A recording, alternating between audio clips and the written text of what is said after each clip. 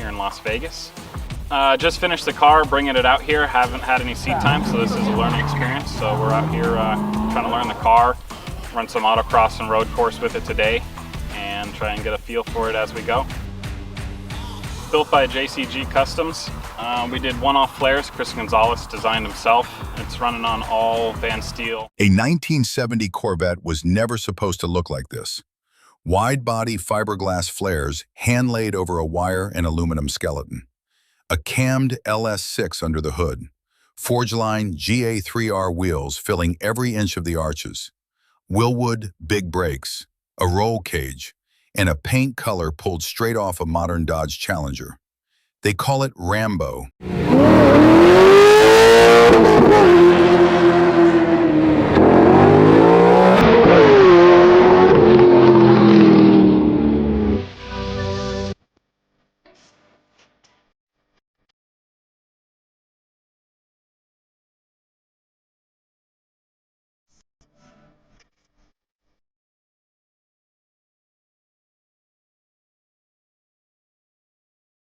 American, wide, mean, green. The owner is Garrett Randall out of Simi Valley, California. He grew up around cars. His father drove a 1972 De Tomaso Pantera.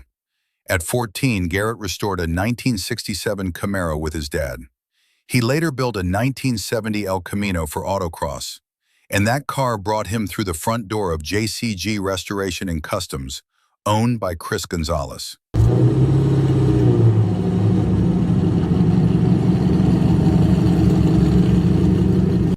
Cris was building his own Pro Touring C3, and Garrett wanted the LS6 in suspension out of it for his next project.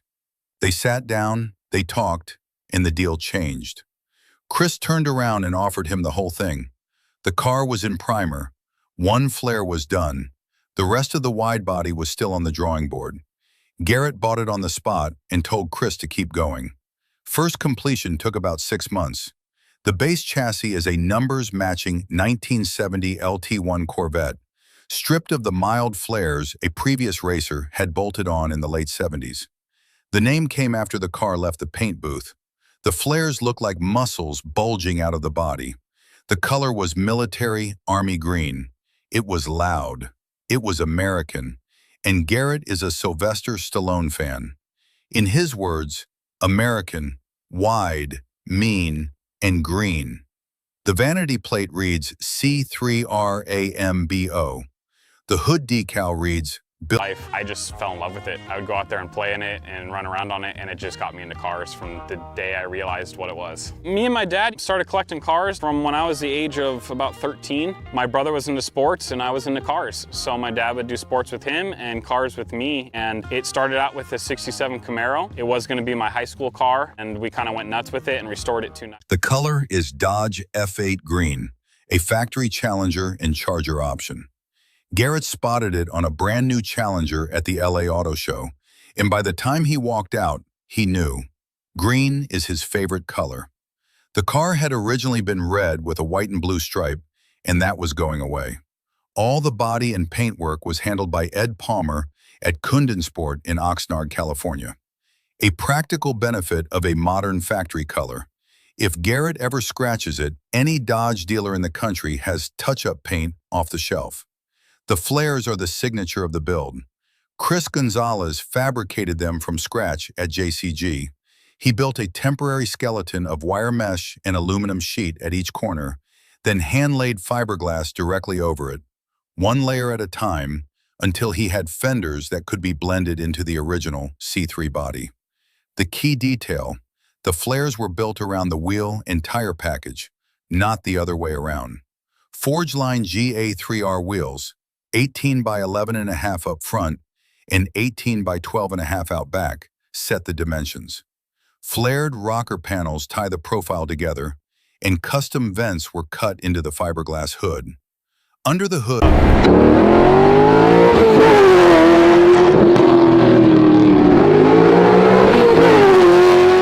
is a GM LS6, 5.7 liters, built by James Mullenix at Mullenix Racing Engines.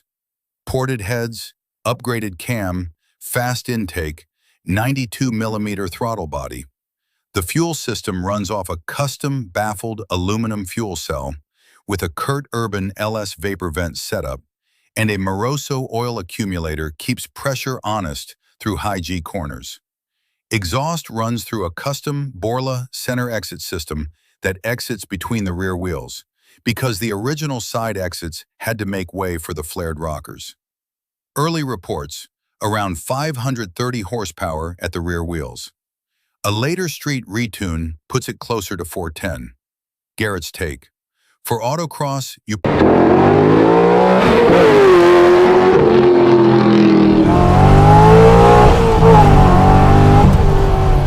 probably don't need more than 500 anyway. Power goes through a Tremec T-56 6-speed, built to stage 2 spec by RPM transmissions, with a Hurst shifter poking up out of the tunnel. The factory center console had to come out to make room. Out back, the stock C3 rear end is retained, but fitted with an Eaton Posse limited slip and 373 gears.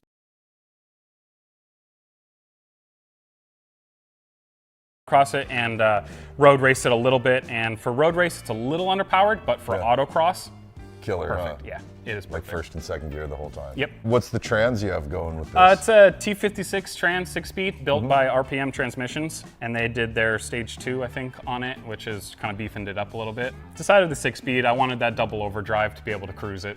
The suspension is where this car earns the Pro Touring label. The factory transverse leaf springs are gone. Van Steel supplied a full leaf-to-coil conversion.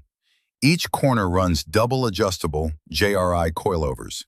Spring rates are deliberately asymmetric, 600 pounds per inch up front and a very soft 90 pounds per inch at the rear. There is no rear sway bar by design. The logic? Let the light rear squat under acceleration. Keep the front planted and flat through turn-in.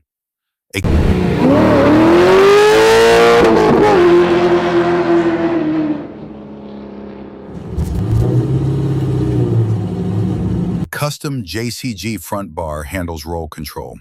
Steering is an ARG quick ratio box. The stock C3 ratio was never meant for autocross. Stopping duty is Wilwood all around. 13-inch rotors in 6-piston calipers up front. 12.88-inch rotors with 4-piston calipers in the rear. No power booster. Garrett specifically asked for manual brakes. On course, he wants direct pedal feel. No assist, no lag. The wheels are Forgeline GA3R deep dish forged, 1 of 1, made to order. The finish is transparent smoke centers over gloss black outers. On the early car, tires were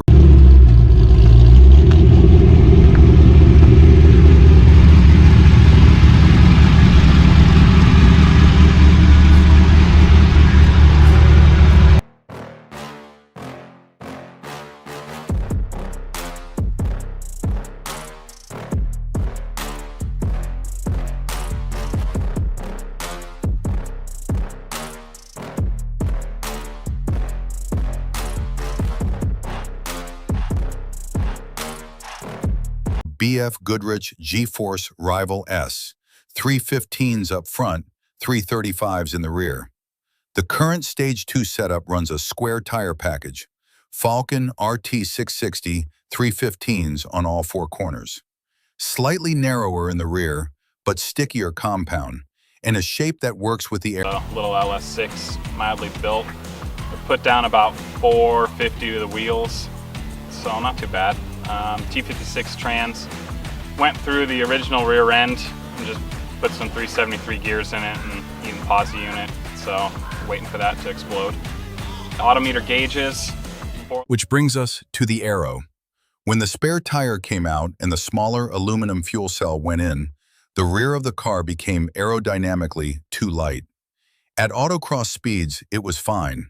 At bigger tracks, the rear would start to lift. The fix was a full Stage 2 package, a functional front splitter, a custom aluminum diffuser, a cropped rear bumper, and the rear wing. That wing gets the most attention at shows. Garrett's take: 100% function. He will never run this car without it again. Inside the driver's seat is a Kirky aluminum bucket, hand-built from sheet aluminum. The passenger seat is factory, 4-point RCI harnesses. A custom 4-point roll bar, painted black, runs through the cabin. The steering wheel is a Sparco suede unit. Gauges are Autometer Sport Comp black and aluminum, dropped into factory dash locations with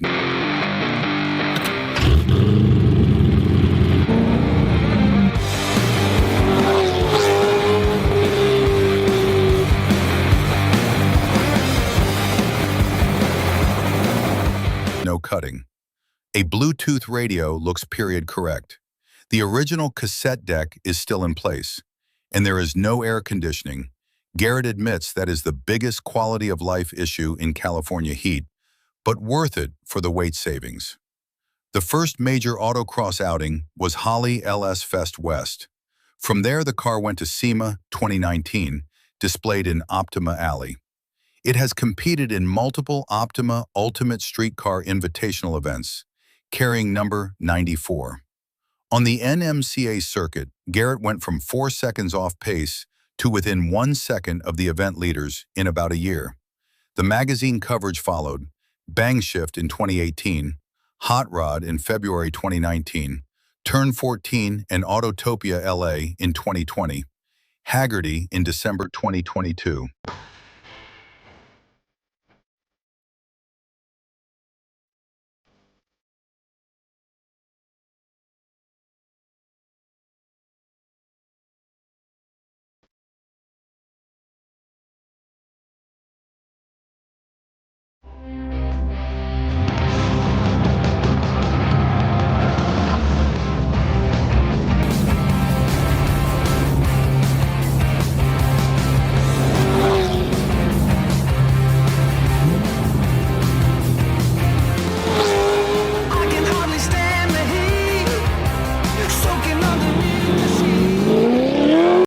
The car returned to SEMA 2022 with the OUSCI display.